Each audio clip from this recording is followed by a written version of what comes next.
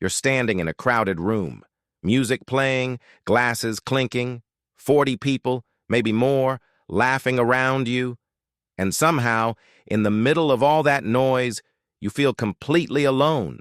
Strange, right? You'd think more people would mean less loneliness, but the real answer is far stranger. Your brain isn't built for crowds. It's built for something much smaller, something older, something you've never seen but carry inside you every single day.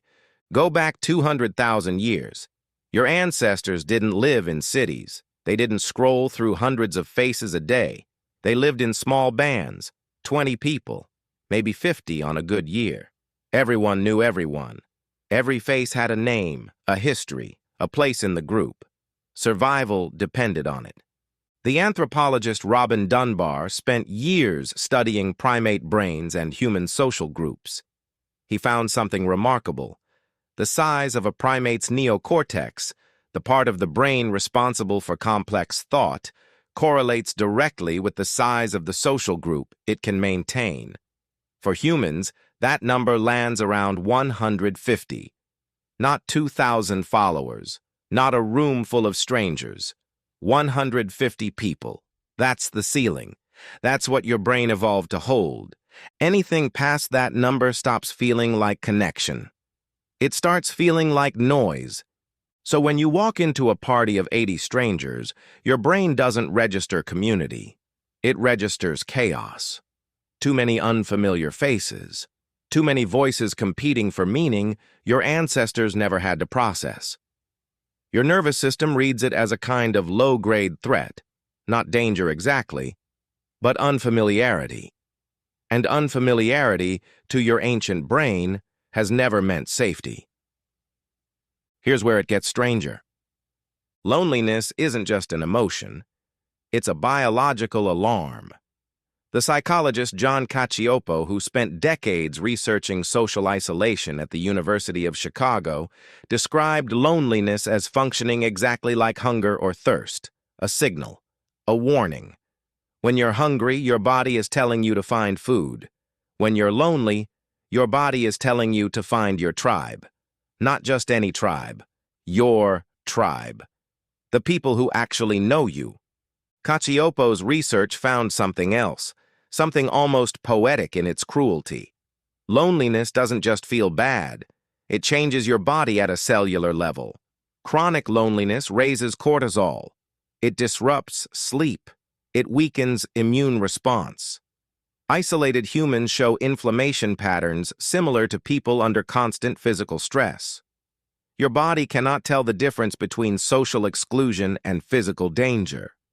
To your nervous system, being unseen is a threat to survival.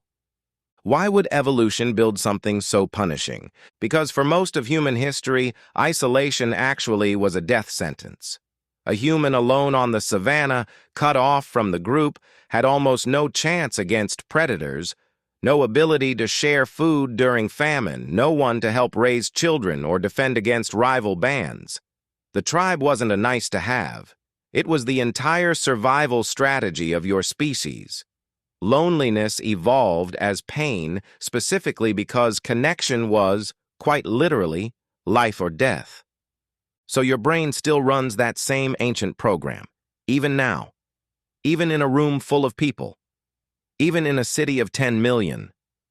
Think about that for a second. 10 million people around you, and your nervous system can still register you as alone. Because it was never counting bodies. It was counting bonds. This is where researcher Julianne Holt-Lunstad's work becomes hard to ignore. She led a massive analysis combining data from over 300,000 participants, examining the relationship between social connection and mortality.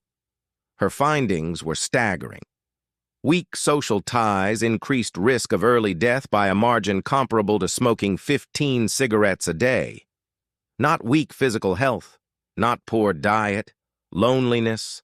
The lack of real connection was killing people at rates that rivaled some of the most dangerous habits known to modern medicine. Let that sit for a moment. Your ancestors never needed a study to tell them this. They felt it in their bones every time someone was cast out of the group. Exile, in most early human societies, was one of the harshest punishments imaginable. Worse than physical pain, in many cases, because physical pain healed. Isolation, over time, didn't. Now look at how differently you live. You might have hundreds of contacts in your phone. You might see dozens of faces every single day at work, on the street, in stores, on screens. But how many of those faces actually know you? How many would notice, really notice, if you disappeared for a week? That number for most people is shockingly small, and it's shrinking. Surveys tracking close friendships across decades show a steady decline. Fewer confidants, fewer people you'd call at 3 in the morning, more acquaintances, fewer bonds. You didn't lose the ability to connect. You just got surrounded by more strangers than your brain was ever built to sort through. Here's the twist most people never consider. Modern loneliness isn't really about being physically alone. Plenty of people live alone and feel deeply connected. Plenty of people live surrounded by roommates, co-workers, and family and still feel like ghosts in their own lives.